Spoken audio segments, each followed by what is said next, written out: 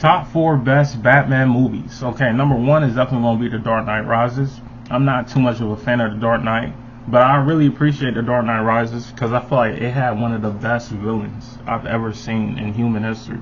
The voice of Bane, the fact that it had so many iconic scenes where it was a football stadium collapsing while the running back was running.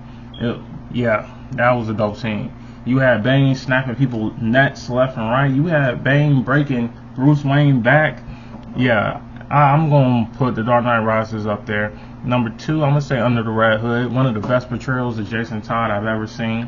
One of the best portrayals of Nightwing. Because, you know, they always be trying to show Nightwing as a person to get his ass kicked. Or making him get his ass kicked constantly. When he's really up there with the big dogs, he can at times really hang with Batman or even beat Batman. And at times, when Batman left or passed away or was presumed dead, he was a better Batman than actual Bruce Wayne. So I don't know why in like certain movies like The Son of Batman or the DCU, they always portray Nightwing as someone who gets his ass whooped, which is completely false. He would put up a much better fight than most people would imagine.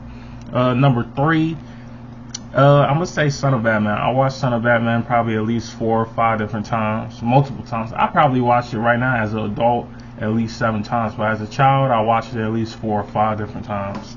And it has one of the best portrayals of Batman, Ra's al Ghul, Italia, Damian Wayne. It's like overall, that entire franchise with that Batman and Justice League Dark, it was goated, man. That run was goated. It started getting watered down near the end once once the apocalypse happened. You know, it turned Superman put kryptonite on his chest. It turned Wonder Woman into like a cyborg. No, it turned Starfire into a cyborg. And they killed Nightwing off like they always do, and Nightwing had to come back with the Lazarus Pit. But the early beginnings of that entire franchise was solid. And number 4, I'm going to say number 4 is going to be The Batman with Dracula.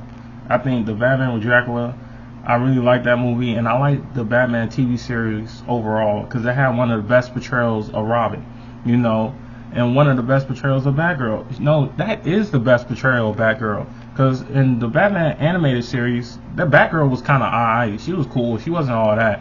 But in the Batman TV series, yeah, she was dope. She was only a couple years older than Dick Grayson, and Dick Grayson came in like season 4, I believe, and Batgirl came around season 3, so it was solid, man.